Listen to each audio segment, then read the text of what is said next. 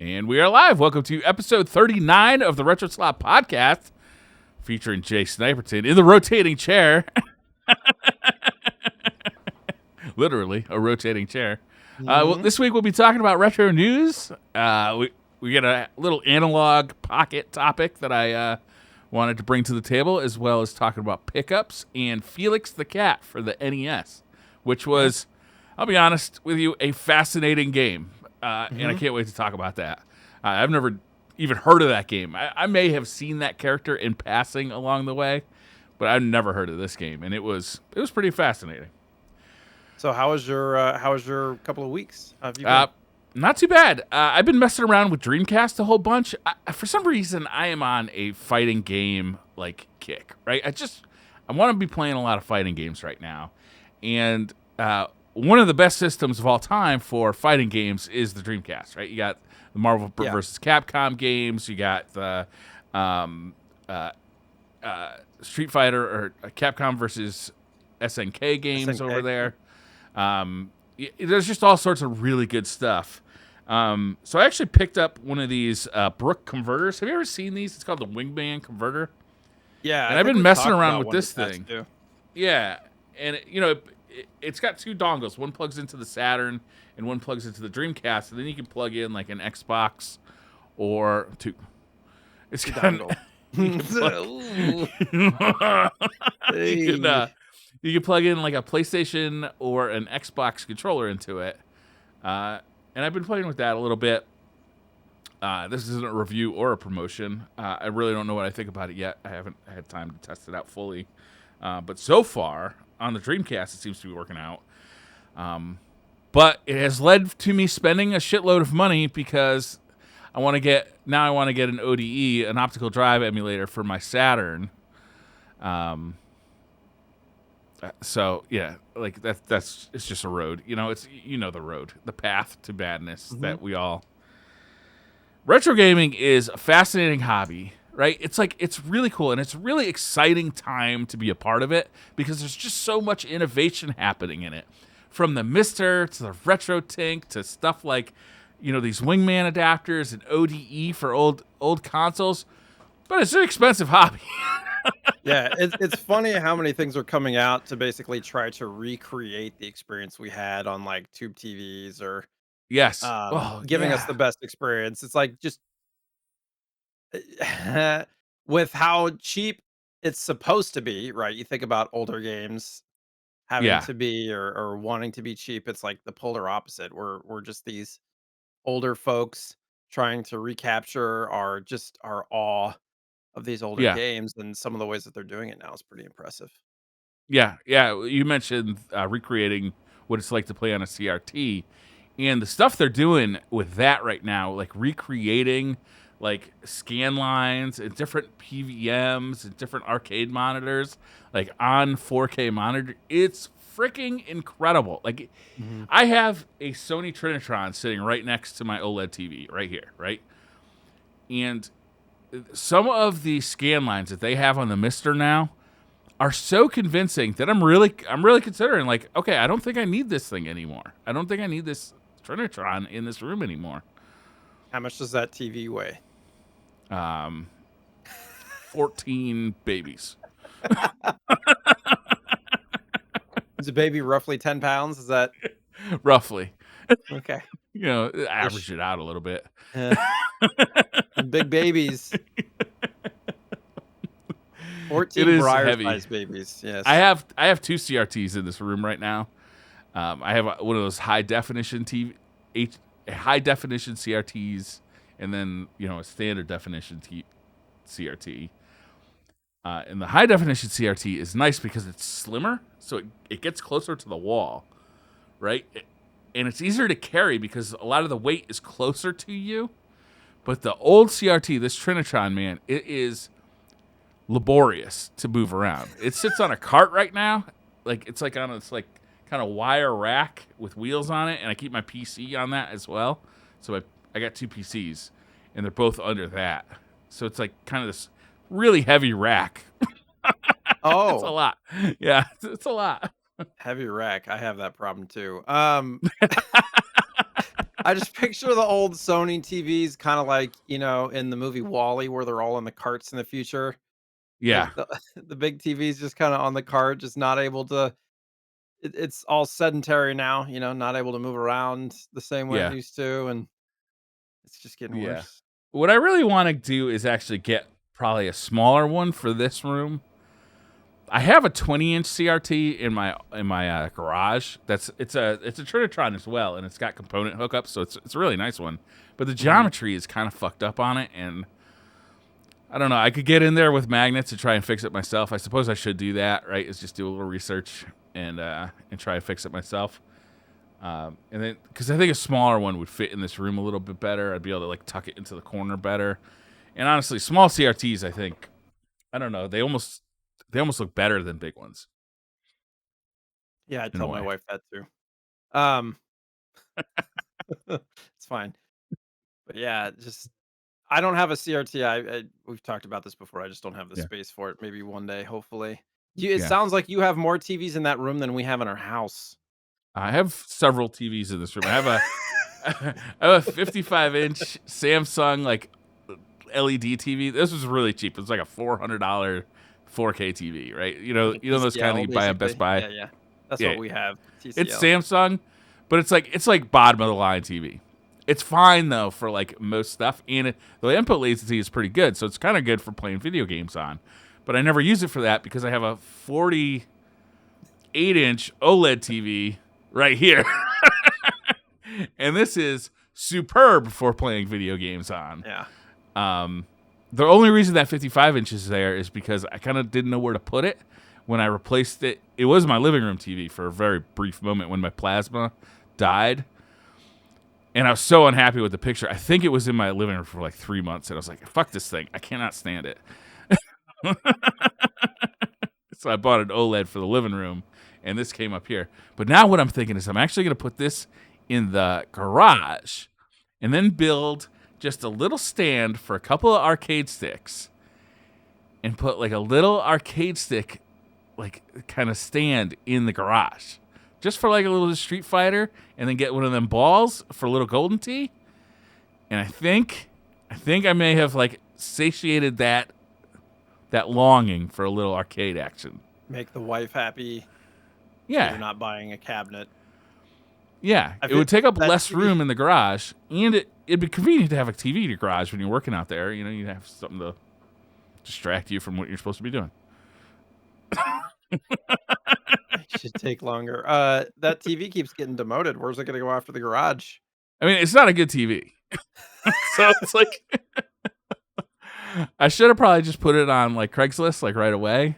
But I was like, it might be kind of cool to have a TV like just hanging on the wall. There's a Sonos attached to it as well, like a Sonos soundbar, and that costs way more than the TV Yeah, I did. was like, that's those things are not cheap. No, yeah, I don't know. I don't know. I thought it'd be cool to have it, but I literally never use it. It just literally just Yeah. stays off all the time. The only time you'll see it on, because it's all hooked up like with HDMI all over my room here. Mhm. So like I can be playing Felix the Cat on the Trinitron and on the OLED or on the Samsung. So it's like, plus I can capture video. It's overly complicated, Jay, and We have sometimes I a do things just to find out if I can. It's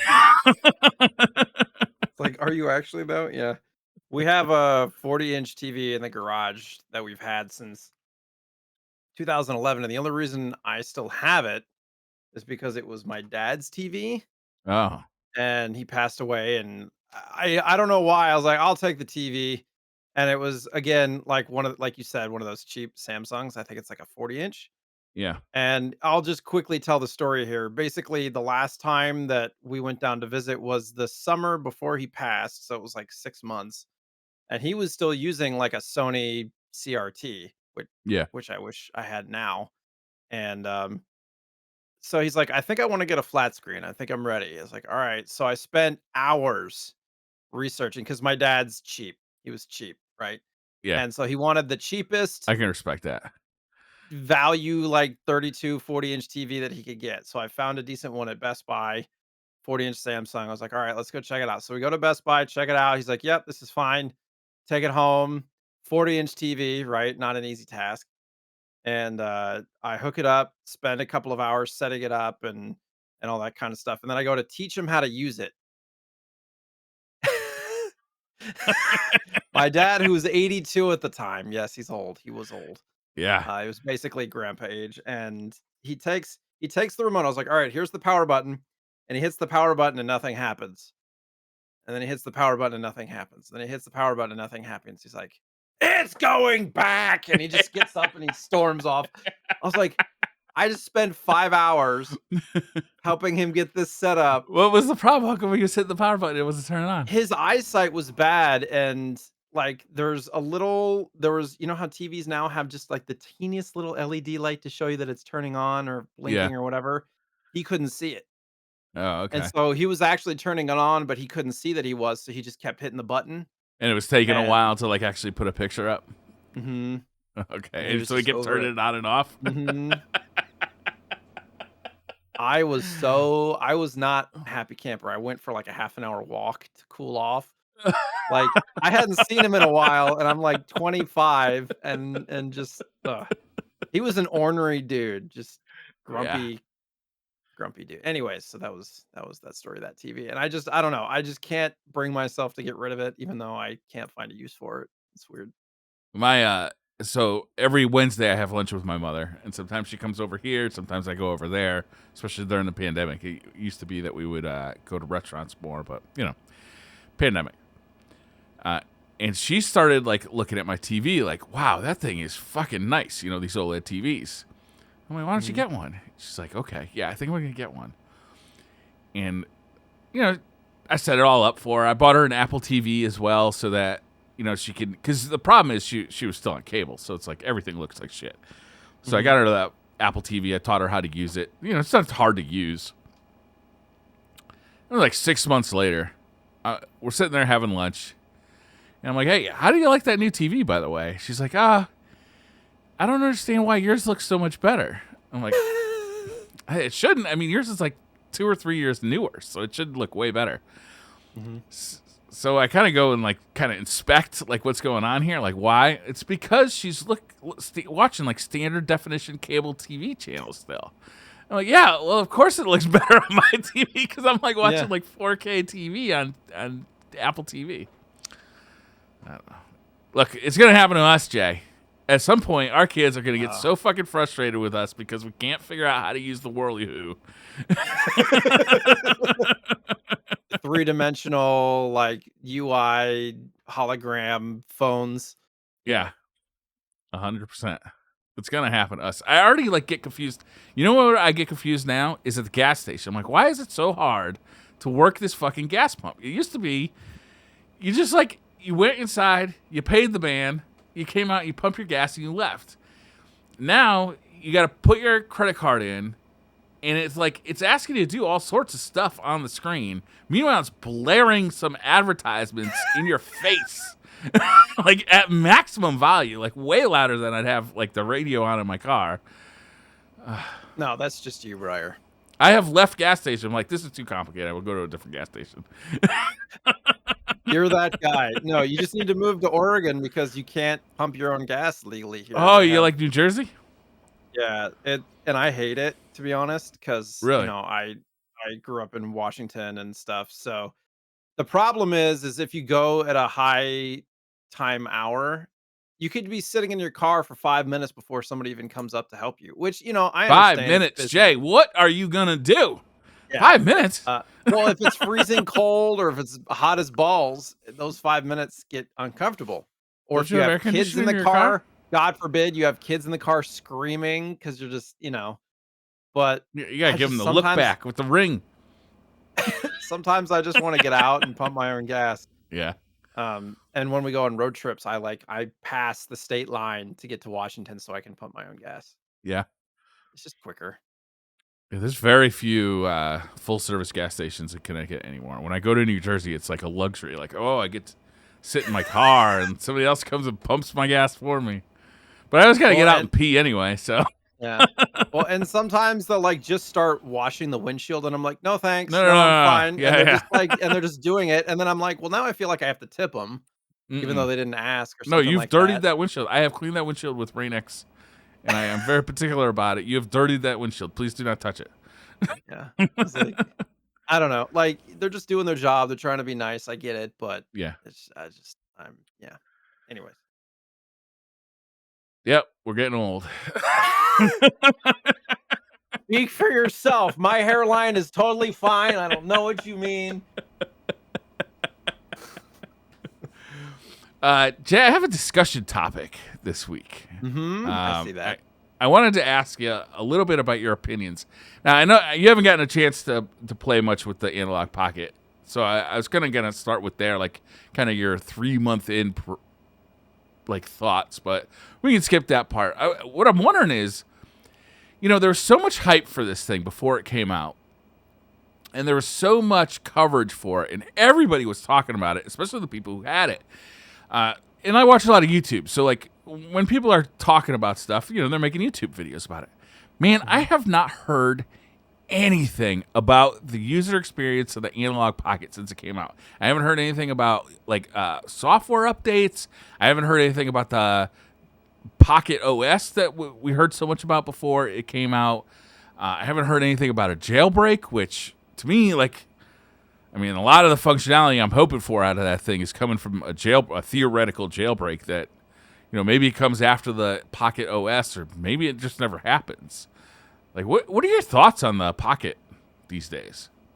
The main thing that I've been seeing is still people having like hardware issues with the dock or certain things with the actual pocket itself. So like people having to return them, get replacements Oh, and stuff. really? So it makes me think like, wow, I should really put some time on this to see if mine's okay or not.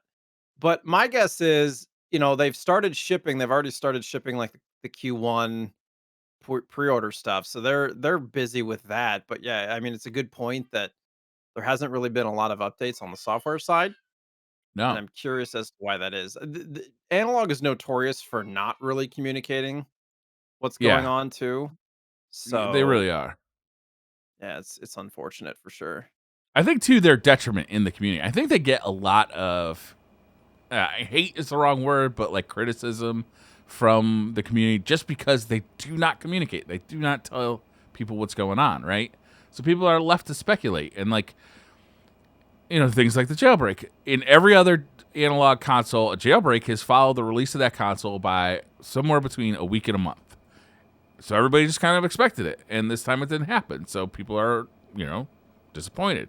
Analog didn't promise anything. It's nothing that was promised to people, but they expected it because that's that's been the pattern in the past. Maybe Right. though, we heard so much about that Analog Pocket OS or that Analog OS. Maybe that's got something to do with it. Maybe we're not going to see a jailbreak until the Analog OS came out, because if you remember with the OS, one of the cool features on that was the library function, and it would Mhm. track like the games that you played, how much you played them. There'd even be like a little bit of information about the game and some screenshot capabilities and stuff like that. And there was one thing that said like, okay, start the game. Like that didn't make any sense, right? Like start the game. You theoretically, to start the game, it'd say, okay, put the game in the back. Unless Mhm. there is like a ROM function where you can Right. load ROMs onto this thing. That library function didn't make a whole lot of sense. So maybe we're just waiting on that. Yeah, I that is a good point for sure. I was looking on the website to see if there was any news or anything like that, and there's nothing. The last update was February, like February 1st. So it's been a couple of months since there was anything. And they did have an April Fool's joke. I don't know if you saw this. I did. Was that They them that did basically that, or was that somebody else? I don't know. I saw it on Reddit, so it might not have been I an saw it on official one. Reddit too. I didn't see it on their Twitter. It basically was saying that they're going to stop production of the SNES, the Yeah. analog SNES, but they're gonna do one last hurrah release of a smoke gray SNES, and they're gonna keep it to 1,000 A units. And I was like, thousand units. I'm not gonna lie, I saw that, I was like, "I'll probably pick up one of those." If you can you imagine trying to get one of 1,000? Yeah. I mean, that thing is always out of stock. The analog NT, Super Yeah. NT. That's what is it called? The Super NT. Yeah. Yeah, Super NT. And it took me almost 2 years to get one. I am happy that I did because the device is awesome. Like once you get Yeah. the devices, they are fucking awesome.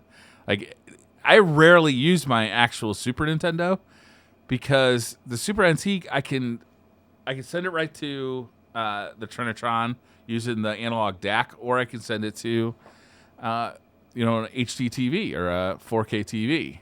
And Right. the Super NT or the Super Nintendo, the old hardware is a little funny with the timing of the video signal, where it can actually be hard to get a really crystal clear signal using like a an OSSC line doubler or line multiplier. I actually ordered. I didn't mention this. I actually ordered a RetroTink 5X to try that out to see if I had any better results.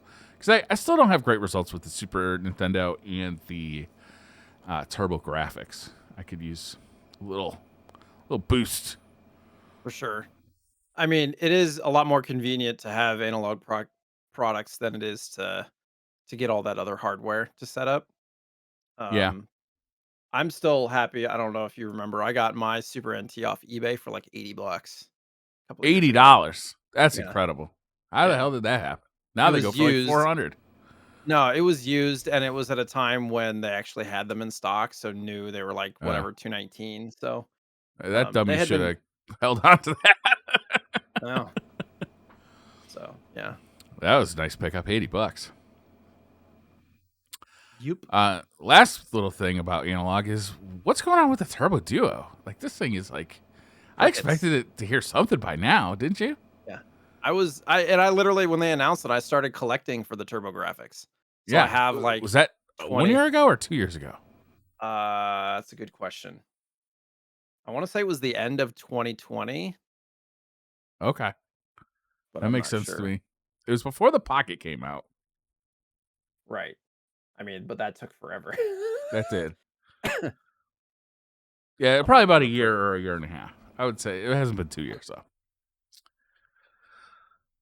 It does say that it was delayed. Yeah. Yeah, it was literally I was right. October of 2020 is when they announced it. Okay. And then they delayed it until sometime in 2022. Okay. So they'll Sometime put up pre-orders sometime in 2022 with delivery in sometime in 2023. for 2024. Yeah.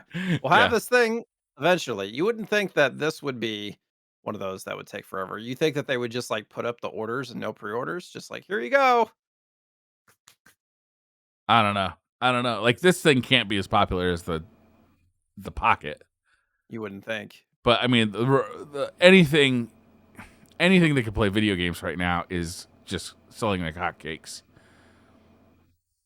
And I feel like Turbo Graphics games are starting to get some traction Oh, really? in the markets now. Yeah, people are starting to target them. Shit. There's a couple that I've been meaning to pick up. They're not cheap. Like the good ones are not cheap, especially PC Engine as well. Maybe I should start looking at a RAM cart. Well, they probably yeah, they probably have some kind of SD I'm sure. cue card or something that you can put in, like an EverDrive. I don't know. Is there a TurboGrafx EverDrive? I'm sure there is. Speaking of EverDrive, I didn't put it in the notes, but it looks like is Crix like sending out more or Yes, he making did more? have stock that he sent out. He has set up a new office space, I guess, in a university somewhere, but he hasn't started production yet. So if you So already just ordered stuff that he something, it's had. probably going to come, but Yeah, the store's not back up yet. gotcha. Oh, I know. Actually, Terra Onion makes a really cool device for the TurboGrafx and the PC Engine. It actually hooks onto the back of it, and it gives you HDMI, RGB out, and it gives you CD functionality and SD card functionality, like ROM functionality. Oh, nice. That's actually a pretty cool device. I think that's out of stock, though. Last time I looked, like everything else.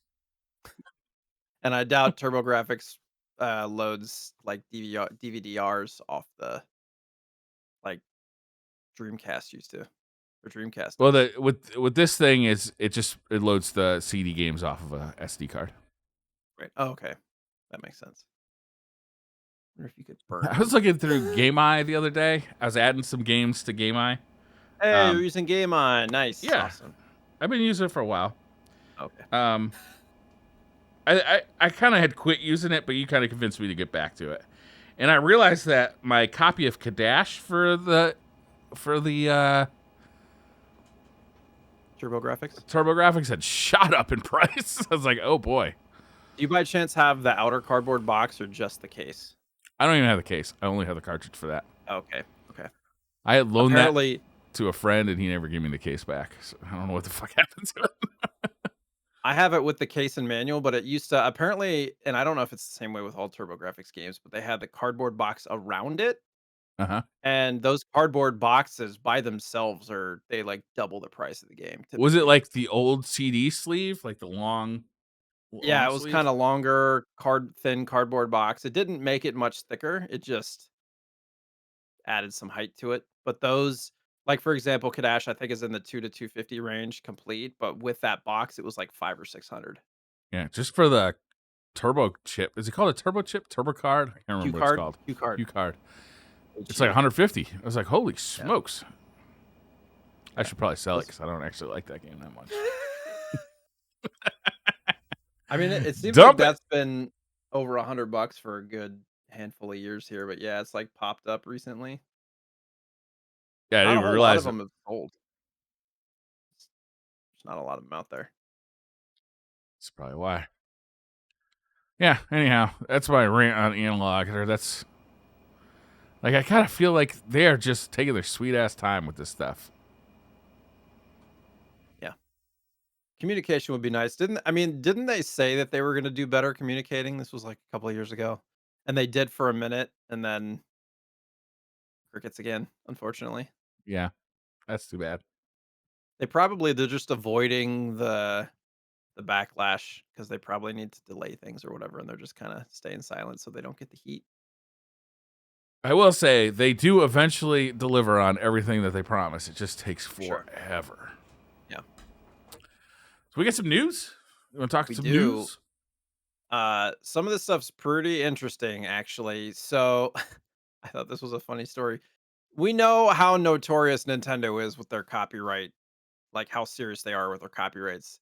Yeah. Um, Somebody had found a guide or had a guide from Super Mario 64, just like the guidebook, nothing crazy. This is from 1996, and they had uploaded some screens, like they had scanned the guide and uploaded it because apparently it's kind of a hard to come by guide for this game, and it's one of those games that kind of requires a guide with the stars and everything. And Nintendo was just like, nope, we're gonna send you a cease and desist, and you can either fight it or you can take it down.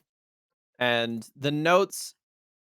in the notes, he said that like he doesn't think that Nintendo really has the grounds to have a copyright strike for something from 1996, but he didn't have the resources to fight something like that. Like who Yeah. does Nobody. That's realistically? nobody. This is really unfortunate too because this is kind of like a one of a kind thing. They upload it to Internet Archive. Like Nintendo's never going to make any money off of this book anymore, right? They're not going to reissue Yeah. this book. It's sad. It's like got original artwork that you're never going to find unless you own a copy of the book. It's a cool book. It's really kind of sad.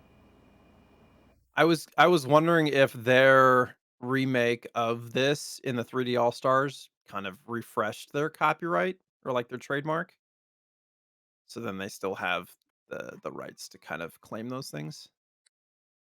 Yeah, I Who don't knows? know. I don't know what they're thinking with this one. So much of the time Nintendo seems to do stuff that just like sticks a finger in the eye of their community. Like honestly, they've been Yes. doing it like as long as I've been playing Nintendo games, but nobody seems to fucking care. Like, oh, you just keep making those Nintendo games. We'll keep buying them. Whatever. Okay. Wonder if it was a different company, if like Xbox or PlayStation had done this, what would happen? Outrage. Apologies. Phil Spencer would have had to send an apology and then lower the Speaking of price of Xbox PlayStation, Live. yeah, free gifts for everybody. Speaking of PlayStation, did you see that they're revamping the PlayStation Plus Yeah. subscription? Yeah. So there's going to be three new tiers. The current tier that we have is going to be called PlayStation Plus Essential, i.e., the cheapy one for the poors, i.e., me. And then there's PlayStation Plus Extra and PlayStation Plus Premium, triple P's. Uh, it- so Essential has all the same stuff we have now, which is online plus the 2 monthly games and $60 a year, $10 a month. Got it. Extra gives up to 400 PS4 or PS5 games priced at $15 a month or $100 a year.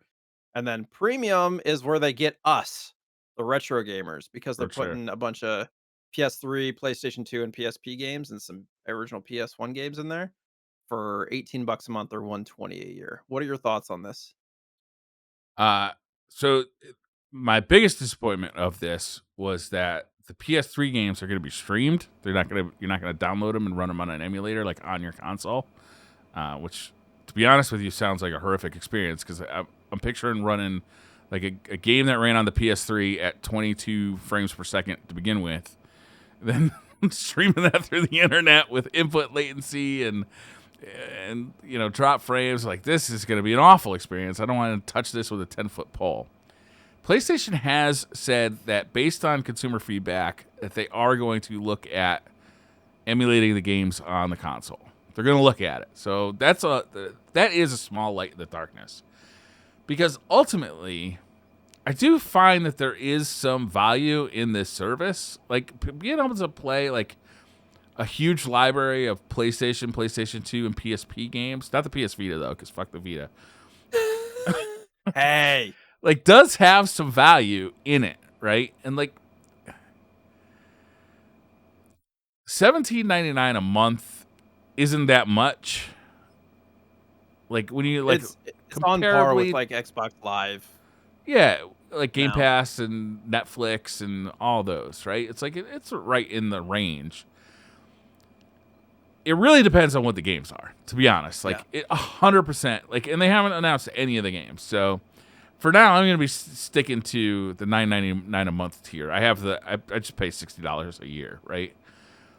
Just so I can play Mhm. online. If they do end up emulating PS3 titles on the PS5, hopefully with like some frame rate boost, because the PS3 was kind of a rough console. Like, there were some great games, don't get me wrong, but man, frame rates on that thing were consistently shitty. Yeah, because it was, they were trying to push the envelope, but the hardware wasn't quite there yet. Yeah.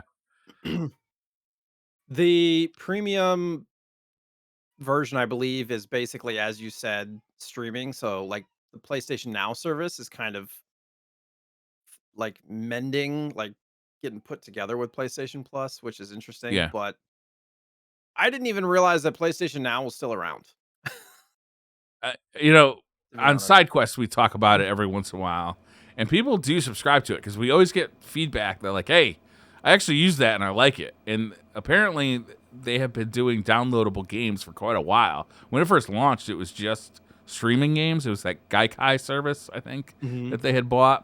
And it was just, I remember trying to play Mega Man 2 or 3 on that and just be like, this isn't fucking possible. Yeah, and the 'Cause platformers. Are you kidding? with the input delay, it was like not a feasible way to play that game. So I immediately like unsubscribed and was like, nah, this isn't for me.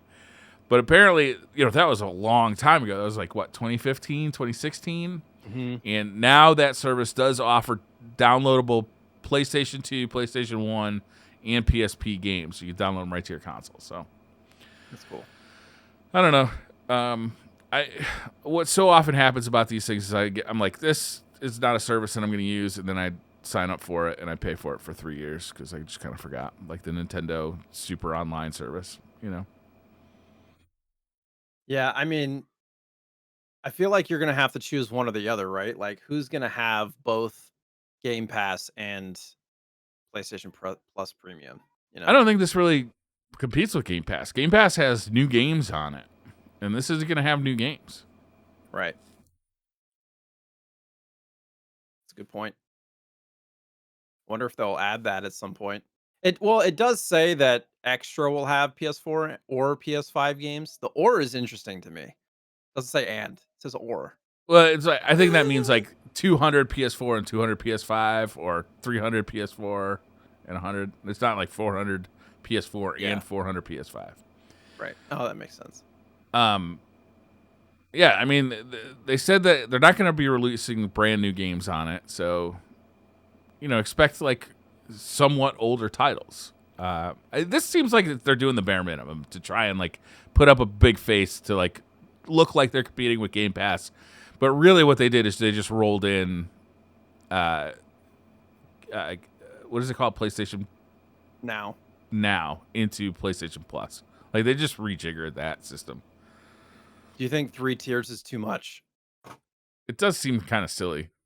I mean, a lot of people aren't going to be at all interested in the PS3, PS2, PS1 games. So they'll just get the Plus Extra and get PS4 and PS5 and probably be happy with that. But for me, for $3 extra a month, I don't know. Like if I got to see the games though. Like Yeah.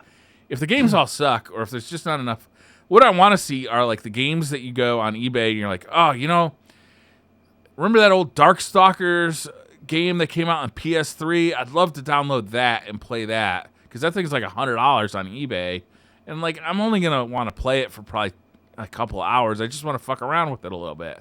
Like if that kind of stuff is on here, then that's cool. But if it's a bunch of fucking like NFL 2K, NFL 2K1, if like a bunch of fucking if there's 30 fucking FIFA games on here, I'm not gonna give a shit. I bet you could get a good idea by going to see what the PlayStation Now library looks like. You're probably right. You're probably right. I probably should have done some research on that because likely they're just pulling stuff over. Let's be honest. I think that the PS4 and PS5 stuff, though, mainstream is going to be way more important. Like those games have to be the ones that people want to play.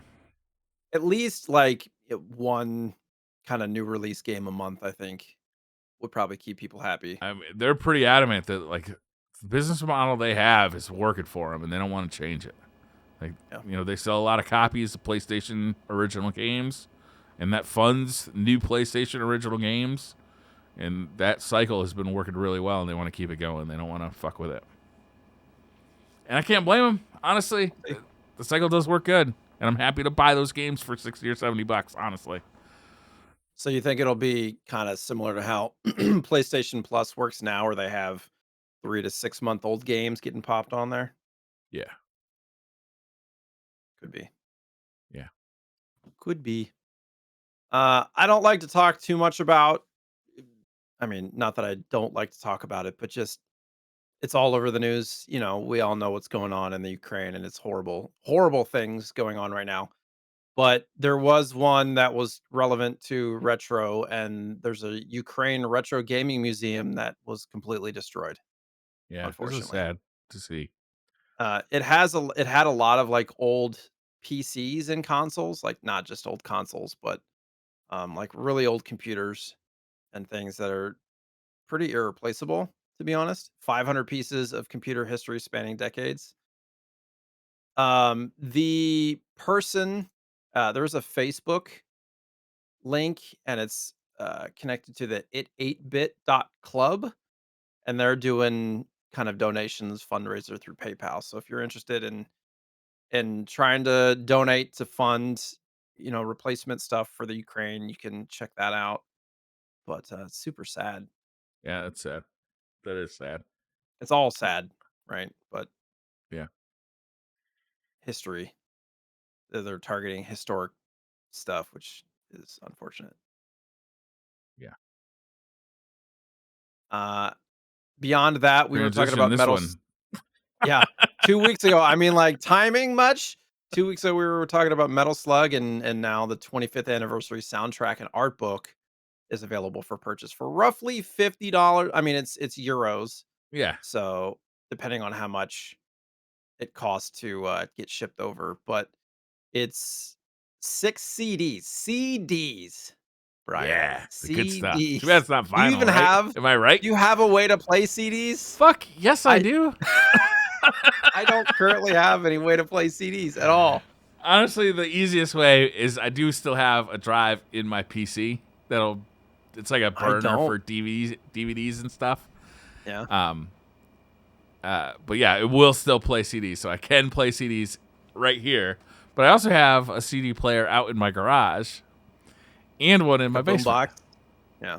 It's not a boombox. It's like a stereo component. Oh, okay. But I yeah, like to listen to some tunes, man. 220 tracks, getting you in the mood for some Metal Slug. The art book, I think, is the coolest part. 96-page hardback art Yeah, book. Both of those things for roughly $50. It's not a bad deal considering how much those art books have been going for.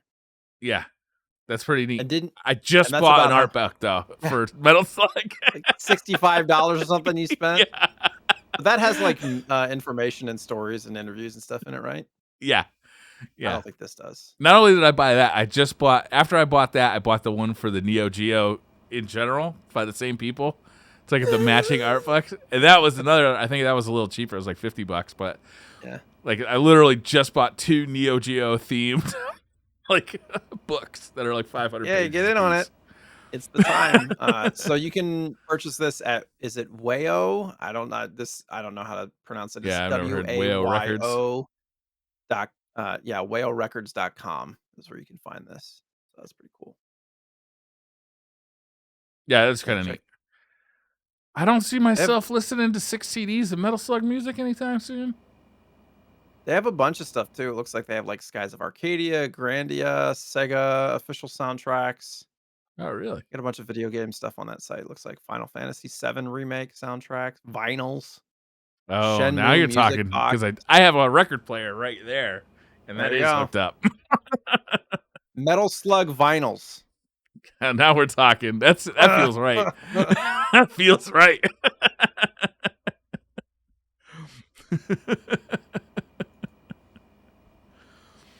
So the next story. Oh, is you. Oh, this one is cool. Okay, so I don't know if you've ever messed with an Amiga. I have not. I don't even know if I saw one in the wild if I'd recognize an Amiga. I'm sure a lot of our European brethren though are very familiar with this project. RetroGames.biz is releasing the Amiga A500 Mini this month. And it's got a small selection of games that's going to come with it. I believe that you're going to be able to put games on it via USB, like add games to it. What's interesting to me about this thing is that one of the stumbling blocks with like the micro PCs that were so popular in Europe in the late 80s, early 90s is that you have to learn how to use the computer's operating system to play games on it. And that's a little like that's a daunting kind of like process for a retro Mhm. gamer. But with this thing, I assume that it's going to have like some kind of front end that you'll just be able to select the game and boot it up. So I'm actually kind of interested in this thing because, I haven't played any Amiga stuff, I and haven't the either. games are kind of interesting. They got Alien Breed Special Edition, Another World. I think you were a fan of Another World, right? I haven't heard of it. Oh, okay. Which Maybe a one? boy and his Oh, blob. that's the one. Did we talk about that 2 weeks ago? The same creators that did Metal Slug? Is that what No, that was? no. I think they did a boy and his blob. But yeah, there's a bunch of games in here: Battle Chess, Cadaver, Dragon's Breath, Paranoid. I'm not gonna read the whole thing. Zool is in here. I don't know. It's just kind of a cool thing. These guys have released other products in the past, so it's like they've done this before, and they've done some cool stuff. I think they did the Commodore 64 and the VIC-20. I think they even did a full-size Commodore one with a working keyboard, which I kind of want to find one and put a Mister in it because I think that'd be really cool to have like the working keyboard on the top for the Mister. I don't know, but yeah, I thought this was pretty neat. I think we talked about Another World. It was like I don't remember who created it. It was like some connection to like Flashback or some kind of game like that. Yes, Flashback. You're right. It's not a boy and his blob. Flashback. Yeah, I thought Yeah, this was pretty neat. So if you're yeah. interested in this, it's going to happen real soon for Europe and then a little later for the U.S. and I think I'm going to try and get one of these. I would like to check out some Amiga stuff. Keep us updated on what you think. You know the best part about this console? The color. It looks like somebody made some coffee with a lot of cream and sugar and poured it all over this thing. Yeah, it's got that retro brown. But then the controller, which is a very unique looking controller, and it has the very bright, almost SNES color buttons that look like a bunch of Yeah, M&Ms or Canadian, uh, God, what are those Canadian M&Ms called? Smarties? Got plopped right on those that are controller. Canadian. This not the chalky Smarties that we have. Oh, The Smarties in Canada are basically large M&Ms. they're just M&Ms but bigger. Basically, yeah. Oh, Probably I didn't know better that. chocolate too, likely. I also think they're selling that mouse. I don't know. Do you see a picture And of the that mouse? mouse. It's like really Yeah. chunky with these two like big ass buttons on the top. I kind of like the Ergonomical, look of that yes. mouse. Pure ergonomics. You can also get a joystick for it, like an old style joystick where you hold it in your left hand and move the joystick with your right hand, like one of those style ones. Yeah, You know, kind of neat.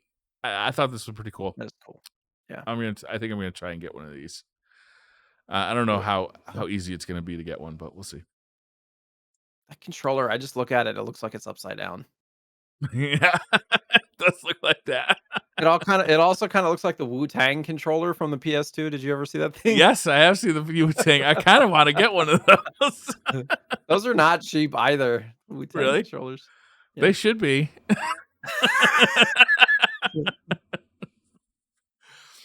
Return to Monkey Island has been announced. So this is the sequel to Monkey Island 2: LeChuck's Revenge, which came out, I don't know, sometime in the 90s. I don't even know when that came out. But it's actually getting developed by Ron Gilbert, who worked on the original two Monkey Island games, Secret of Monkey Island and Monkey Island 2: LeChuck's Revenge. And it's in collaboration with Devolver Digital and Lucasfilm Games, which has been resurrected by Disney. This is cool. This is great news. Have you ever played the Yeah. original Monkey Island games? I have not played them, but I am very aware of them. I know that, they were on PC and there was, I believe, one game on PS1. So, Yeah, a lot I think so. I think they so give us just a little recently got a rundown. remaster too, didn't they? Like they've recently been remastered. Was that on, like, was that like a limited run scenario? Don't know. Don't know. Give us a I'd little have to do a rundown little of, research. like, the Monkey Island games, like, what are they like? There are point and click games of that era. They're adventure games similar to something like King's Quest, where your main interaction with the game is walking around and puzzle solving.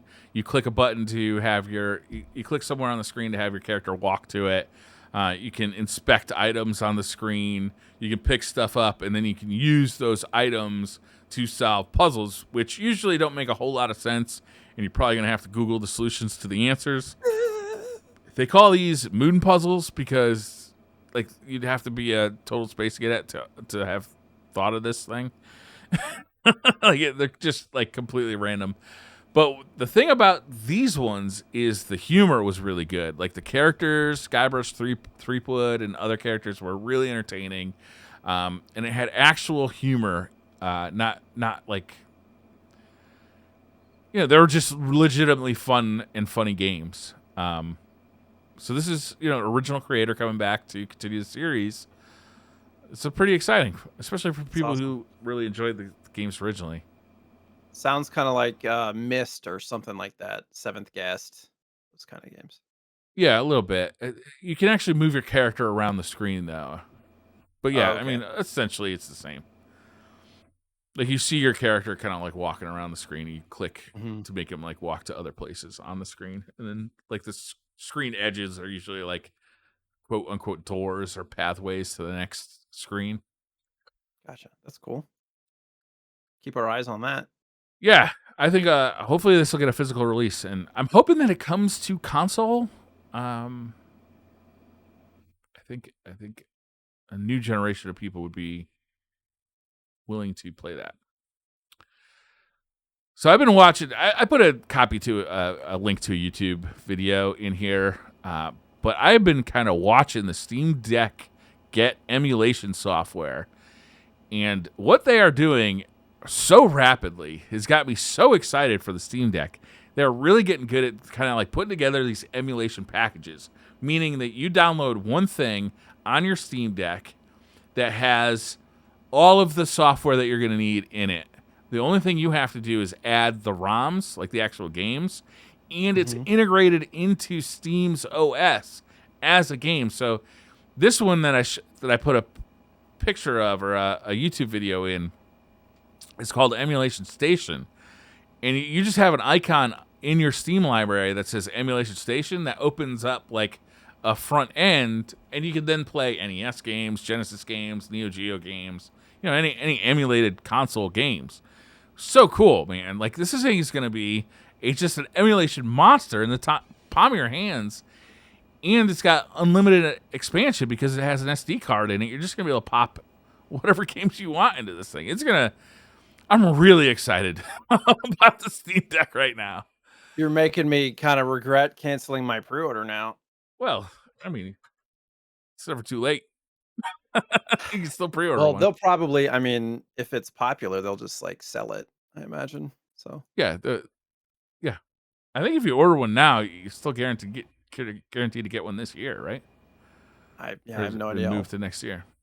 Look at it. I mean, this UI does look pretty slick, and if it's kind of developed by one group, they're all kind of similar and built in and streamlined. That's one of the problems I have with emulation is everything is so a la carte.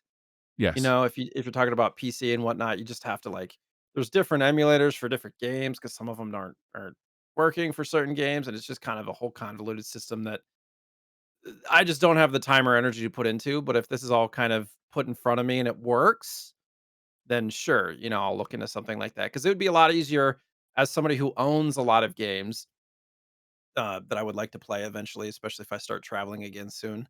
To grab a Steam Deck, pop some stuff on here, and play them on the go. Yeah.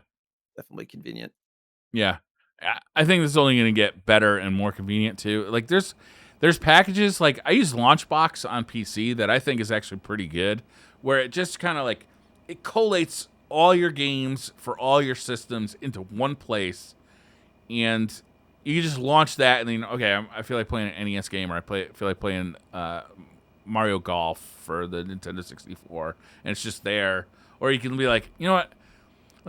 How many Mortal Kombat games do I have on here? And I'll just type in Mortal Kombat. I got the arcade version, like I got N64, I got Genesis, I got Super Nintendo, I got the Game Gear. I got, I'm gonna play this Game Gear version. I'm sure. Yeah. Or the Game Boy version. They're not good. They're not good. But it's fun to have like access to that kind of stuff, and it doesn't take much space on your computer until you start getting into the CD stuff, like Sega CD or Saturn or Dreamcast, that kind of stuff. PlayStation. For sure. The Mister's getting PlayStation support like any day now, and I think we're gonna have to buy a hard drive just to put all the PlayStation games on. Yeah, this is a lot of storage, and there's a lot of PlayStation games. Yeah. Although I don't know how many of them I actually want to play. Cool Borders 3? Yeah. Gran Turismo. Maybe I'll just download like a collection. Yeah. Completely legally, of course. Completely legally. Okay, I put this here. Amazon Trading Road. Limited Run just put up pre-orders for this, and man, what the fuck is this game? It's like an endless runner for the NES. It's a modern game, but they're putting it out on an NES cartridge. It looks weirdly, possibly erotic, but also that's a giant sprite. Very large. Is a very large sprite. Like, it's technically kind of impressive for the NES. Question mark? Just the way you said that. I don't know, man. I just saw this thing. I'm like, what is even going on here? And apparently, so this game is kind of like a censored version of a game that came before it, where this girl is just in a bikini. Same girl, just in a bikini, same game. It's so weird. This game is so weird. I highly suggest anybody who uh, is listening to this episode is check out this game. It's Amazon's Training Road, and it's just, man, it's weird. Not weird, Briar. Amazing. It looks like something you get on your phone almost. Like I'm half tempted to buy it just because it's so weird, right? And it comes on a pink NES cartridge, very pink cartridge, yes. Which Put it on frankly the shelf I love. behind you. Yeah, You put it on that shelf right above your left shoulder, yeah, like it's above gonna your look NES. great there. Yeah, It's gonna look perfect. right It's above the just so two weird. shelves above the Triforce. Yeah, perfect. Yellow and pink, awesome. There's also a PS5 version. Or no, that's never mind. That's a different game. We were just talking about before the show started how like confusing Limited Run's website is. There's just Yeah, like they too much just stuff. recently redesigned it, and it's hard to use now. Just so much stuff on one page. Yeah, I just put it in order with them. I got Unpacking. Have you played Unpacking? It was on a Game Pass for a bit. Mm-mm. It's Oh, literally, yes, I do know what you're talking about. The kind of physics-based yeah. co-op game. Yeah. It's not co-op. I don't think it's co-op. Where Oh. you just unpack your stuff into new apartments or new Oh places no, to this is live. different. I think there's like 5 or 6 different levels, and it's kind of like it explains the life of this woman, like through unpacking. It's a Oh fucking God, amazing game. that's like my worst nightmare. Our house is just a mess, and thinking about unpacking in a game is just the opposite of what I want to do. That's like Animal Crossing or Sims games or any of those kind of games that are basically real life simulators. I just can't. I can't do it. Like This I'm one, just ugh. I hear you. Like I completely hear you, and I had a similar reaction upon hearing about it. But I actually really enjoyed this. Okay. It was when it was on Game Pass. It's like 3 or 4 hours to play through it, and I just fell in love with it. So when I saw it come up on Limited Run, I had to buy it. Is it still on Game Pass? I don't know. I I might haven't have to actually check it booted out. up Xbox or Game Pass in a while, so I don't You actually can know what's move on there. stuffed animals around. You can play with the toilet paper. Great. Perfect. Just what If you put the toaster in the bathtub, you get like a achievement. Don't try this at home, kids. The fascinating thing about it is that you start off and it's like a little girl, and you end up like over the course of her life, you move her stuff several times, and Mhm. you kind of come to understand this woman and like her journey through life, the mistakes she's made, the triumphs she's had. It's fucking amazing game. Interesting. That's cool. Yeah, it is cool. I don't know. That's not retro at all. You know what is retro? Felix the Cat. It's fucking super retro. Apparently, this cartoon came out in what 1919. Yeah. I didn't even know they made cartoons in 1919. Feline Follies. It was a like a no sound cartoon. Some people think that it was modeled after like Charlie Chaplin, kind of sorta Okay. back in the day. And yeah, so the original cartoon Felix the Cat was based on 1919, but the new kind of Felix the Cat model, the one that we got the game for, is based on the American TV show in 1953. Oh, so the new version, Yeah. And the there's 70 been year yeah, old right. version. There's been multiple like TV show renditions and there's been movies and there was a movie in 1991 which is kind There of like a was. save the damsel in distress kind of movie. And then this game came out a year after that, which has zero connection to that movie in 91 as well. Like Okay. just not the same story, not based on the movie, nothing. So they had the rights to the property, but not the movie. Yeah, so this was developed by Hudson Soft and released in 92. And basically, so there's the NES game and then there's Game Boy game. which they're basically the same game, but the Game Boy game, as per most Game Boy games back then, was like a pared down version. It cut like more than half the levels out. It cut the transitions out, but similar kind of idea. And the way that the game works is it's almost like a Sonic the Hedgehog kind of sort of mechanic where you don't die right away if you've powered up. So you're going through the levels and there's all these little Felix the Cat symbol circle coins scattered throughout the level. And every time you collect 10 of them, it pops out a little heart that'll upgrade your weapon, essentially your vehicle. And and then there's also like these milk bottles that'll pop out that give you more energy to keep your current vehicle. And once you've reached each level has, I don't know, what, there's 4 or 3 different vehicles in most of the Yeah, levels. most of them. Yeah, I think there's some Like there's exceptions, like the underwater, right. the ice.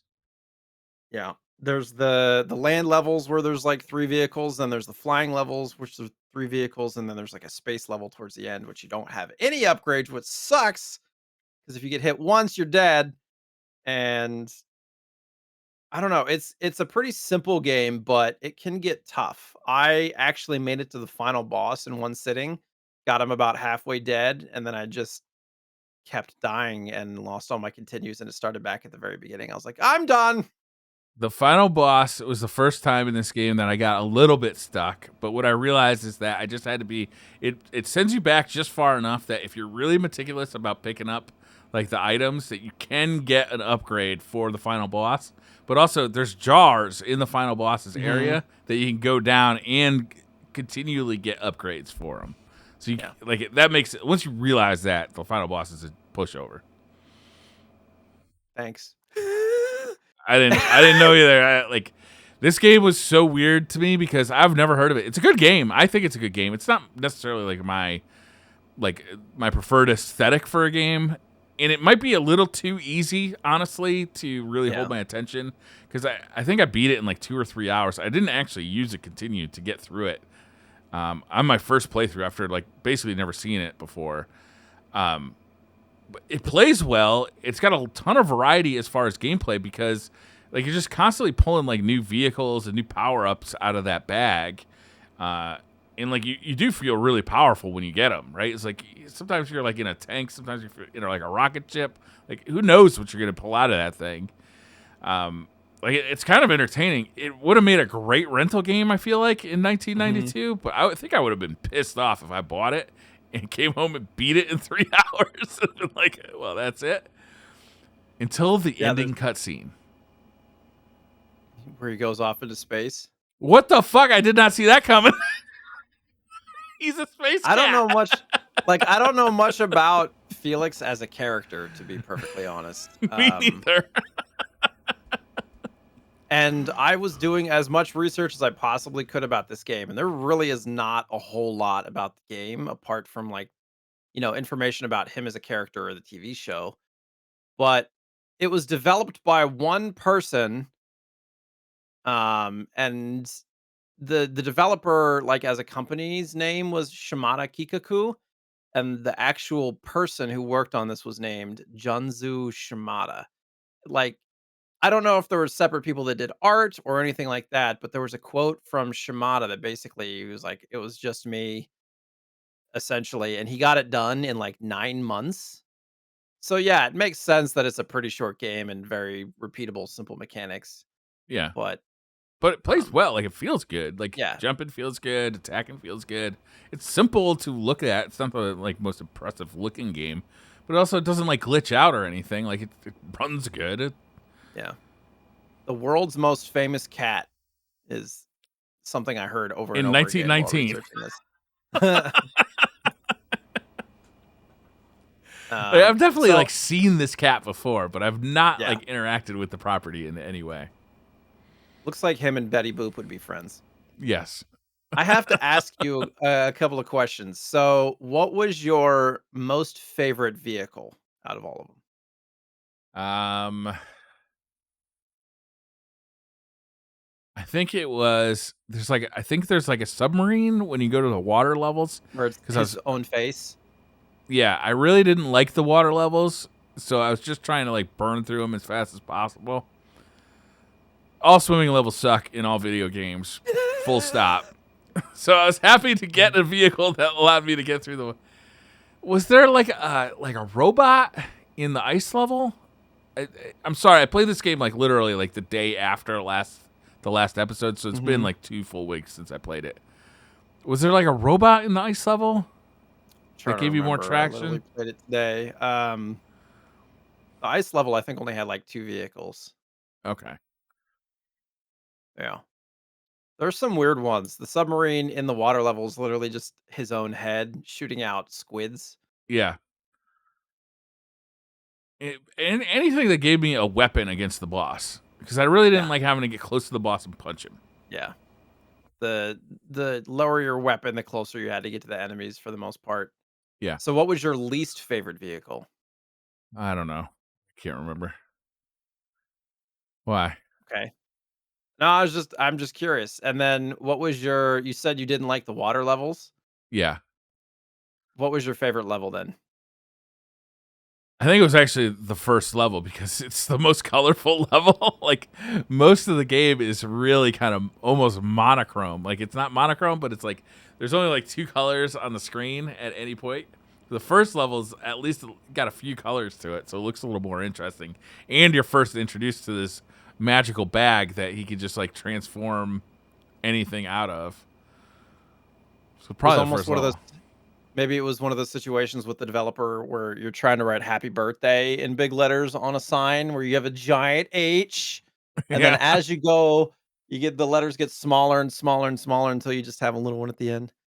Yeah. Um, I did not like the vehicles that kind of lobbed stuff because No? you really had to position yourself a certain way to hit the enemies as opposed to any vehicle that had straight shooting.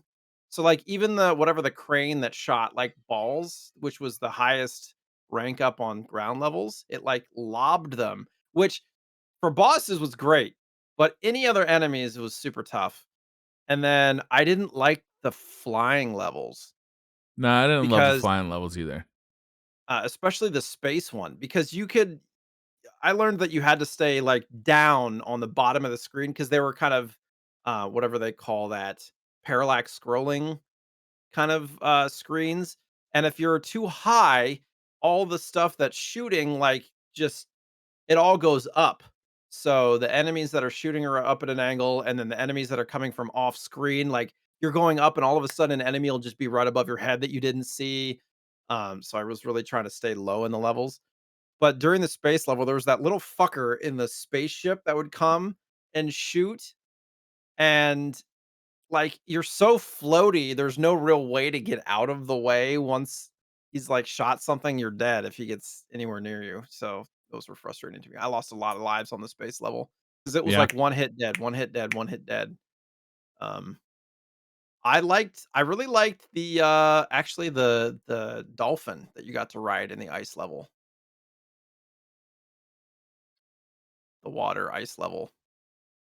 It was Dolphin. there was only 2 level ups. It was either, I don't remember what the first animal was, but if you leveled it up, you got a dolphin, which would shoot, like, these bullets, like, pretty Oh, far and okay. straight, and it would jump, it was almost like, I don't know how to describe that character, but it was very buoyant on water. It was like boing, boing, like everything was a Yes. springboard. I Um think it allowed me to skip most of the level because I just stayed on the top and kind of bounced along until I got to the end, if I remember correctly. Yeah, You know what but was also yeah. confusing about this game was that they had cutscenes between the Mhm. levels. Ring, ring, ring, ring, ring, ring. Yeah, like at first I thought it was a woman and a guy who looks kind of like a professor type guy. It must be like evil professor. Then it only occurred to me probably halfway through the game. Wait a minute, I think that lady is tied up. She's like a cat lady. Like, Mhm. so she must be like Felix's love interest. It only. I thought she was just like a mean lady, right? Who's like they're like laughing together. It wasn't until like halfway through. Wait a minute, I think she's tied up. And then at the end of the game, can I spoil the ending? Yeah. Like you literally you save this lady, kind of. You get into a spaceship and you fly away into space. there was no indication that that was going to happen. I didn't know Felix was from space or had spacefaring capabilities. It was so bizarre. It was so bizarre. I was I mean, just it would make sense, gobsmacked. right? Magic bag of tricks. This magic bag of tricks is it's space magic. All ties back to Destiny. The traveler has influence on all. Yeah. One of the things that I found most interesting while researching this is that the person who designed Sonic the Hedgehog said in an interview that he basically took the head of Felix and the body of Mickey Mouse and put them together, and that's how you get Sonic the Hedgehog. When you look at the two characters too, it totally makes sense. Totally makes sense. You can still see Mickey Mouse's belly and kind of like legs and arms, like influencing Mhm, Sonic, and you can still see kind of like the Felix the Cat head. Obviously, they added like the spikes on the back, but I mhm. mean, you can still see it. Like when I read this, I was like, "Oh my god!" Like you can still see this. He was surprised that nobody figured it out, like, right out the gate. It's like, nobody figured it out? There really hasn't been so there's the 2 games, the NES and the Game Boy game. Game Boy game came out in '93. There was the PAL Game Boy Color game called Baby Felix Halloween, which is just a baby version of Felix running around, almost like Tiny Toons, and that's a very expensive cart. They're all very expensive games. Oh, really? There's some, like, PC, Windows, Java games that are, like, puzzly and kinda weird off the cuff ones that I didn't put on here. There was, like, a phone game, but there really hasn't been, like, another game since this. It was, like, Felix the Cat, that's it. How much does this go for? The cart for NES is in the 100 range, the Game Boy game is in the 85 to 90 range. Yeah, I've had these games for a while. These were some of my first that I added in the collection, like, 6 or 7 years ago, so, Hmm. yeah, they're tough to find. I mean, it's a weird property. Like even in the '90s, man, like that was a very old property. I guess, like you said, there was a movie that came out in 1991. I don't remember that movie. Do you remember that movie? Nope, No, I don't remember that movie. So I kinda it's wanna go kind of an back and watch it obscure now. property and not like an exceptional game. So like I can't imagine this thing sold that well. I know. Well, and it came out, like, around the time the SNES came out, so it was Yeah, very good late in the point. Right? lifespan of the NES. It Yeah, was made by Virgin Games, which they've done a lot of good stuff, actually. A yeah. lot of kind of well-known games, like Lion King and a bunch of other stuff. Well, anything else we want to say about Felix? I think that's it. Yeah, quick game, like around an hour, hour and a half, if you get through it pretty quick. Yeah, So, like I totally recommend playing this. I don't recommend buying it though. Like unless you're like if you're buying for a collection, like to complete a collection, like obviously that's something else. But if you're buying games because you want like games in your collection that you're gonna play often, like I can't imagine coming back to this one too often.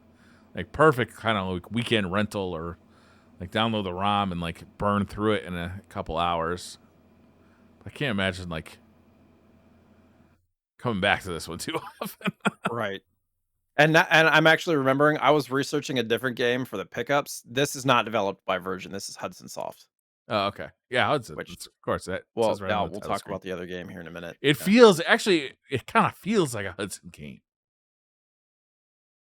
What, the platforming aspects or what part of it? The platforming, yeah. I Got mean, it's that. responsive Yeah, it feels other than good. the Yeah. flying levels. There's nothing I would like say is wrong with this game other than that it's got like a weird. It's just weird. Like it's just got a weird vibe to it, and it's What also did you like it's about it? real basic. It felt good. Like the platforming and the mechanics of the game felt good. Like I wasn't frustrated at any point by the gameplay. You know, Mhm. it was just real basic, and it was far too easy. Like I can only imagine getting this as a kid and being really mad that I'd spent $60 on it or $50 or however much it was new. You know, How would you feel about spending 300 on it now? not great.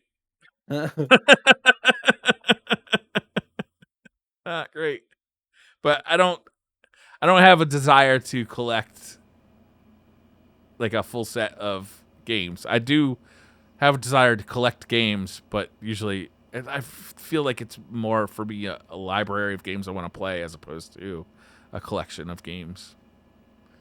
If that makes sense. Yeah. It probably No, that doesn't. makes sense. So I have a pick. I'm not going to give you a choice this week. I'm just going to pick it. Sure. Unless I assume that you have this game, but I don't actually know. And I want you to look it up because I know that you like to buy the games. I don't even know if this is. I should have checked if this is available on the Switch Online Pass. It might be. Anyhow, the name of the game. It's for the Genesis, of course, because you know Alicia Dragoon. Have you ever heard of this one? I do have this one. I thought you might. I don't have a lot of Genesis games, and this is a more expensive This one, is a more but I expensive one, right? do own it, actually. I think I have, like I mean, I really don't have a lot of Genesis stuff. Uh, I was literally gonna tell you how many I have in here. 38 Genesis games Oh, that's a lot. well, compared to my SNES and NES that are in the, like, 200 range. How much is a complete in-box copy of Alicia Dragoon? Somewhere in the 150 to 200 range. Oh, that's a lot. That's an awful lot. I'll be Yeah. playing the ROM. I had this one when I I'm was a kid, um, yeah. and I I'm pretty remember sure it I being got this. hard, but I don't remember ever getting very far in it. So So describe what kinda game it is. it's a side-scrolling action game with a hot lady who can do magic. Nice. Hot barbarian There's a lady lot who can do magic. It's like Golden Axe almost. Yeah, I'm pretty sure I got this game, like, back in 2014 or something when it was, like, 30, $40, and I got it Oh part of it, wow. like, a lot. Yeah, no, I've had it for a long time. I like this game. Like, I remember liking this game because it was just badass. It was like 90s badass, right? You had this like hot barbarian chick. She's doing like action platforming. It's a side-scrolling game, like 2D side-scrolling game. It's not like Golden Axe where you can like walk up and down, or like Final Fight where you Mhm. can like move around 360. This is just a side scroller. Um, and I remember owning it, but man, I cannot remember anything past like the first level. So I gotta assume I just didn't make it that far in the game, or it was just hard. Um, it's one of the older Genesis games that has the grid on the box, not the red stripes, um, which I always like better. It's just classic. It just looks cool. So I'm thinking about picking this game up. Actually, I'm gonna try and get a copy of this game. We'll see. We'll see. I've still been eyeballing Fantasy Star, which is about that price too, for the Mhm. I don't know. For complete copy, yeah. Yeah, I mean, I this don't is a know. really highly well-reviewed Yeah, game and, yeah. sought after, so it's Supposed to not be good, expensive for the reasons that a lot of games are, that it's just terrible and nobody wanted it. right? It's just So nobody bought it, so now it's rare. And if you want a complete set, you gotta get it. Yeah, No, this game's supposed to be good. So, sweet. no bullshit. I actually picked a. It's funny too. Is I'm looking through screenshots of the game. 99% of the screenshots are all the first level. So I'm assuming that It's tough. most Yeah, people, yeah, probably. it must be tough. Um, Cool. yeah, I'm looking forward to it. So that next week, back to the Genesis or the Mega Nice. Drive. We got some Awesome. pickups. You want to go first? I got some pickups too. Do you want to go first? Or you want me to go first? It's up to you. All right. Why don't you go first? I'll go second. Okay. So I'll start. I literally got this today. It's not retro, but it is retro themed, like you said. So I'm thinking Okay. maybe you also picked it up. Kirby's Oh no, I Forgotten didn't get Land. that. No, I didn't get that. I've been hearing good things, and it has co-op, which I'm always looking for fun co-op games to play with Theo or my wife to play with my 5-year-old. Nice. So that's pretty cool. I've heard I great just things the about fact it. Yeah, the fact that you can do the mouthful mode basically where you can just That's what I'm talking about. put your Jay, I got mouth that mouthful around. mood. Next time we see each other, you'll see what mouthful is. Yeah, you can basically eat a car, but keep the shape of the car, and I don't Yeah. know, it's unique. I haven't bought like a new Kirby game in a long time, so excited to check that out. I finally now have all 3 Game Boy Turtles games. So I now have Oh, this is an cool. expensive ass Game Boy game. I can't see Turtles it that 3 good. Radical Radical Rescue. Rescue. I've never even heard of that. So it's more of the first 2 Turtles games are a little bit simpler. This one is more of like a full-fledged game, but it's still pretty short, I think. But yeah, that's an expensive game. Is it Um, just because it's rare? I just think that there wasn't a lot of them made, Yeah, or I mean, it's still a Konami game. I don't know. It was probably late in the lifespan, similar to the NES TMNT3. You know, yeah. who That knows? one's worth a lot too, right? The TMNT3 on the NES. Yeah, complete in box, anyways. Yeah, this, I mean, the Game Boy game's worth more, just the cart. Wow. But Game Boy games are getting expensive too, kind of the more sought after ones. Hmm. Rat Attack for the N64, Oh, which that the sounds funny thing great. about, yeah, I had never even heard of this game, and I was gonna pick it up at the retro store, I don't know, like a year ago, and I was looking at it, and I was, like, looking it up, and I was like, "Oh, they have it priced right around where the market is, so I'll probably pick that up." And, like, as I'm looking it up, a person comes like, "Yeah, I'm gonna get a few games, da da da da da, Rat Attack," and I was like, "Oh." I'm, like, sitting there looking at my phone. I'm like, "Oh, I was about to get that." He's like, "Oh, you get it." I'm like, "No, no, no, no, no, no, it's cool. I mean, I have other stuff." And he was visiting from out of town and was going for a complete set. So I was like, "No, you're good." Oh, really? But it's, like, doubled in price since then. So I was like, "All right, I'll just pick it up when I saw it." It's not a good game. Doesn't sound it. It's Yeah, you're basically a cat, and there's rats that are trying to attack something, and you have to round them up, and it's like a puzzly type game. Like, it looks very Gross. N64. Yeah. The funny thing is, though, there's a PS1 version of this game that's like $5 or $10 Oh, really? complete, like, not expensive, but of course, N64. This was the game that I was talking about that was developed by Virgin that I was trying to look up more information about. MC Kids. Yeah. The best fast food game ever to be released. I don't know, probably. This is actually a pretty well-reviewed game. I've never played it before. I've been looking David out for Perry a worked decent. on that, right? Who? David Perry is the guys who made Earthworm Jim and uh, Well, yeah, there's a lot of stuff. Yeah, Shiny Interactive. Earthworm Jim and it was like Lion King was one of them too Yeah, yeah. that this company had worked on. Like a lot of stuff. And I was watching videos, like it actually looks decent. Like not amazing, but the music was incredible. Like, I was listening to music and stuff, it sounded awesome for a McDonald's game. I was literally just listening to an interview with David Perry, who was talking about that game and how they did not want to work on it. Right? They just didn't want to work on it. And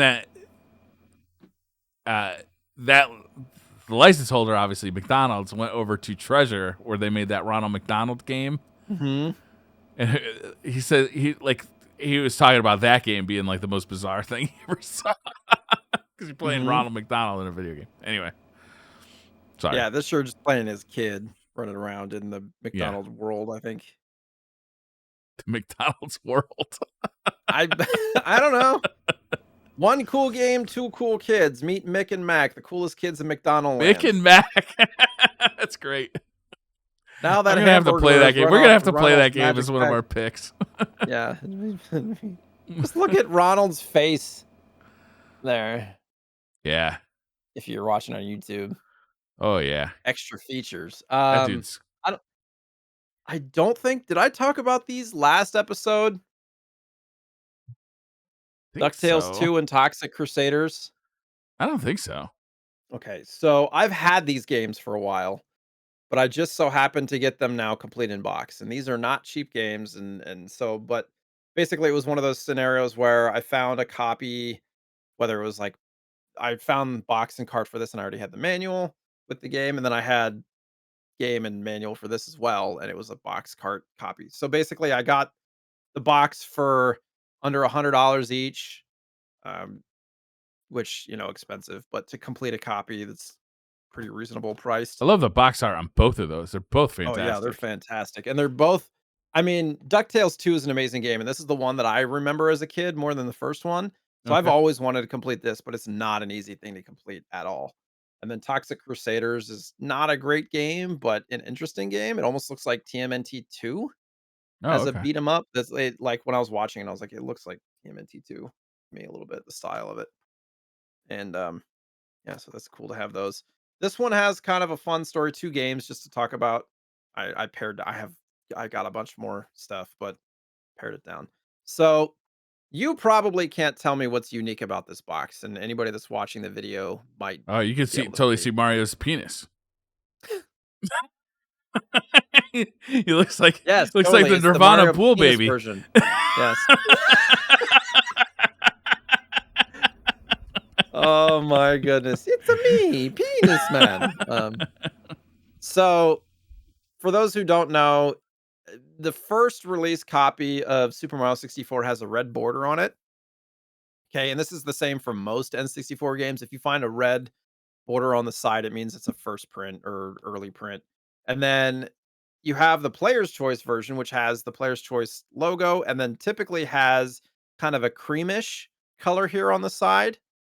And that shows that it's, a player's choice. They like change the art. But this, I saw this on Mercari and I was like, there's something odd about this. And I can't really put my finger on it. I thought it was maybe a reproduction box, but I did some quick research and found that in between, when it went player's choice, before they actually printed the new box, they took stickers and put the stickers on the box.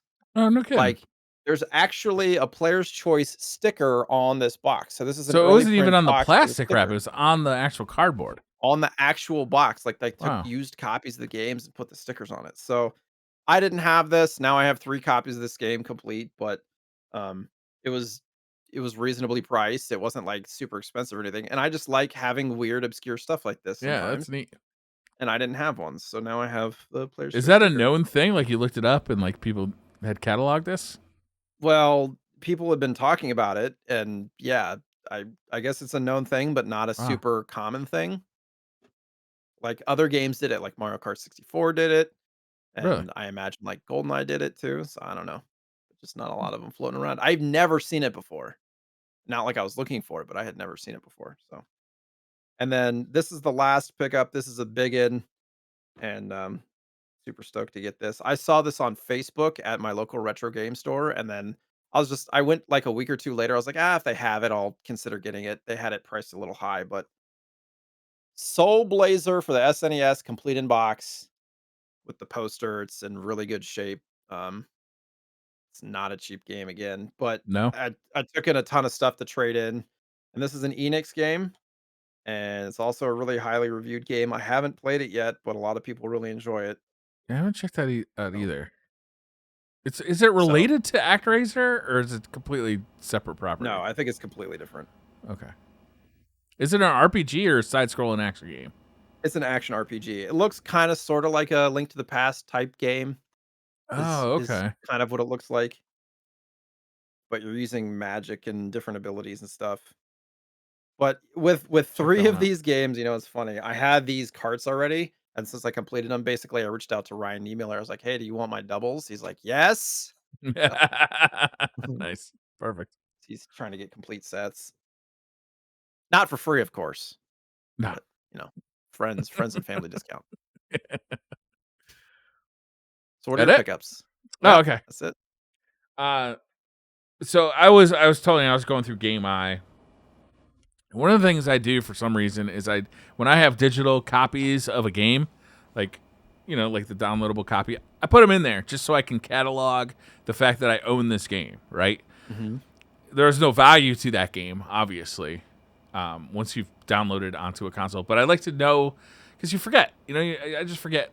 And I noticed that I have a digital version of Ultra Street Fighter 2, the Final Challengers for the Switch. It was a game that came out like right when the Switch launched.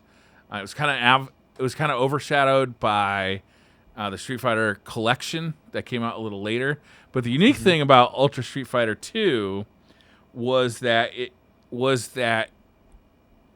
like Xbox 360 era redrawn graphic Street Fighter 2. So the graphics are completely redrawn in high definition by Udon Comics, right? So it's like a really unique version of Street Fighter 2. And this version, obviously for the Switch, came with Evil Ryu and Violent Ken. So it's like, I kind of would like a physical copy of this game. So I looked around a little bit. I'm like, oh my god, it's pretty expensive. Apparently, it didn't sell that well. But I saw a copy sealed on eBay for like $45, and I think usually it's like more like $100, right? Mm. So I picked it up and I got it, and it wasn't until later that I realized my mistake. It's the PAL version. It's the PAL version. But what's great? It still works on the Switch. It still works. Like, there's nothing wrong with it other than that it's the PAL version, which I don't know why that bothered me, but it did enough that I had to get the US version as well. So you dropped like a hundo on the... Yeah, and this isn't sealed. The US version I have isn't sealed, so it's not worth $100. It's more like worth like 40 or 50.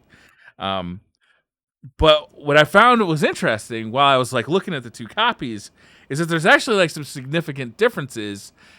Like, first of all, you probably noticed obviously the PEGI rating, right? Like, that's what tipped you off. But with PAL releases, there's the cellophane.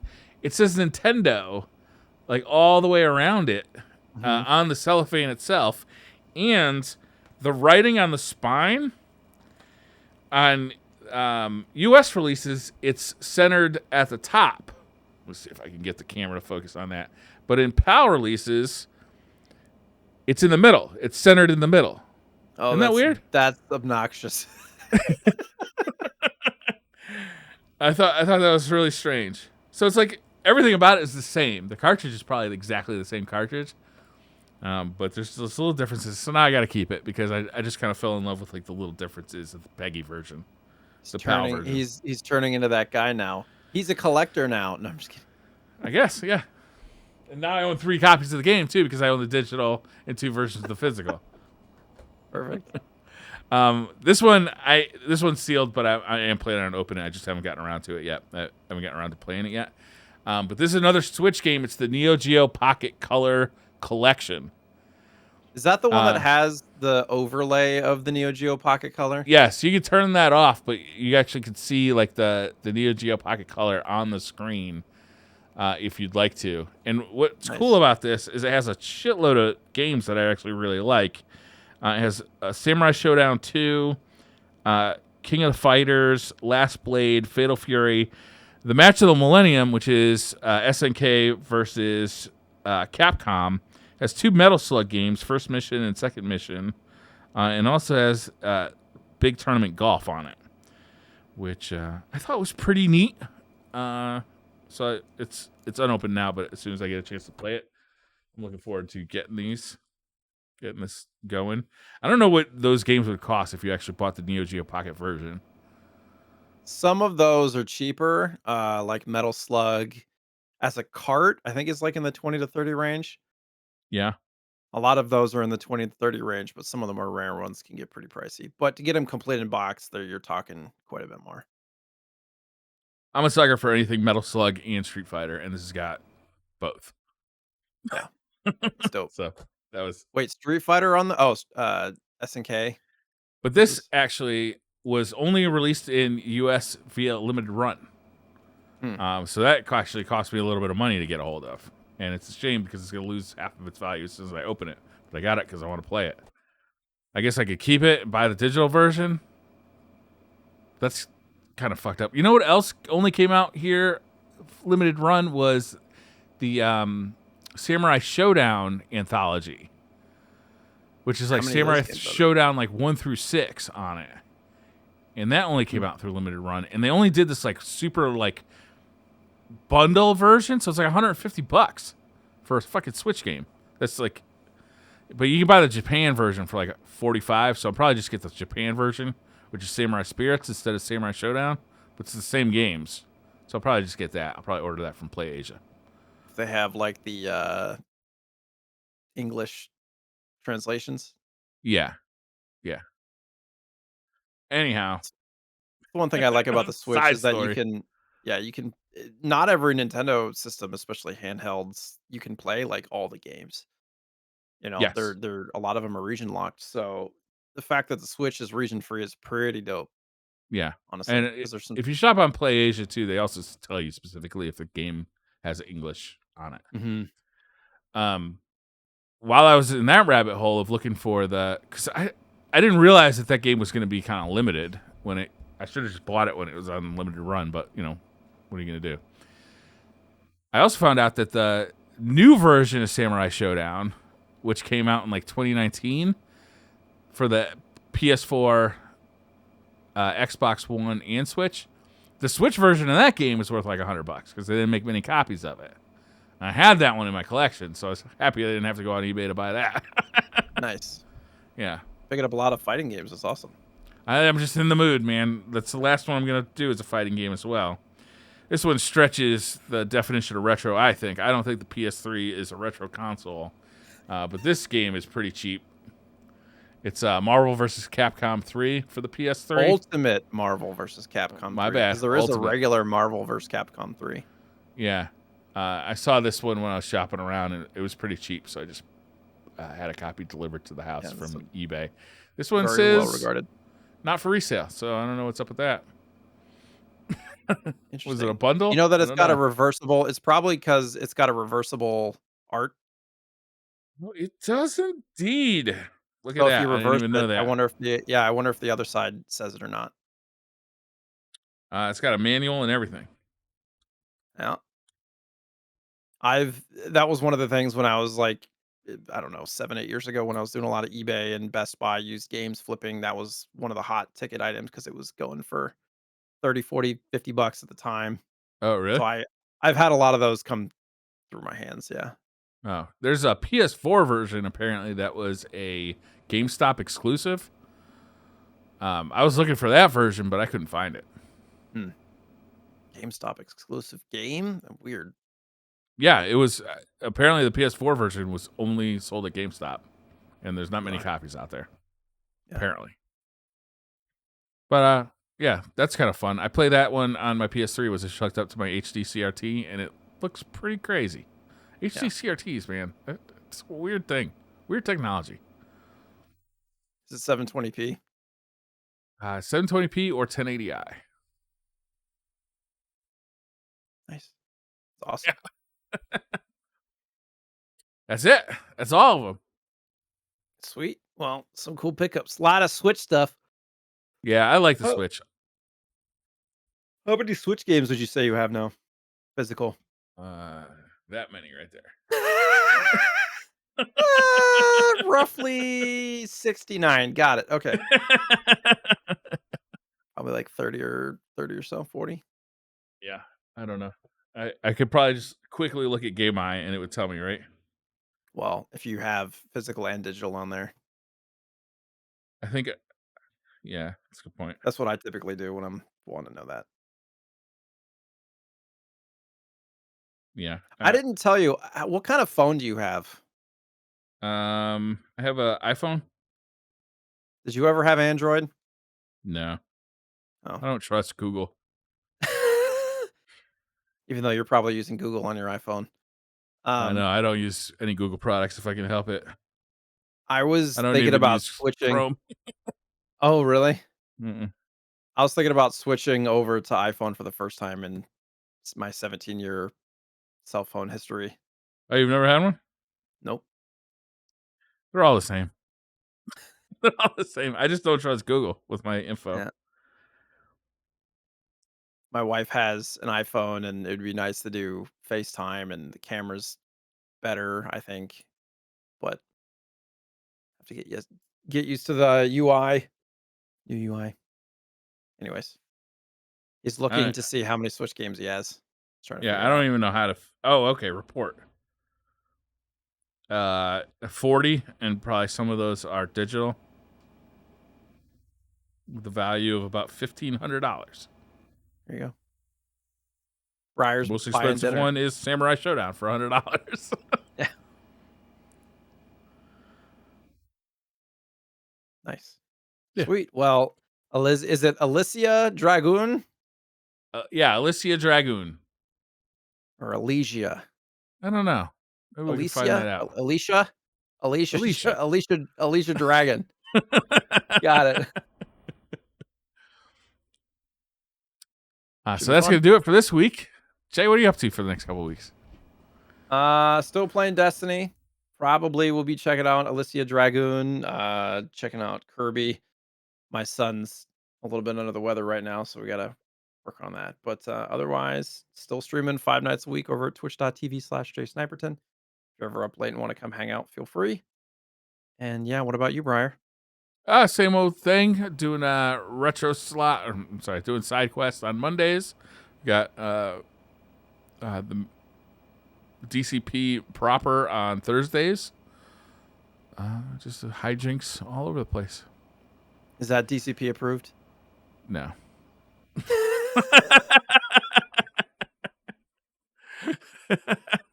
Thanks everybody for watching. We'll see you in 2 weeks with more retro news and talking about Alicia Dragoon. Bye. Everybody, have a good week.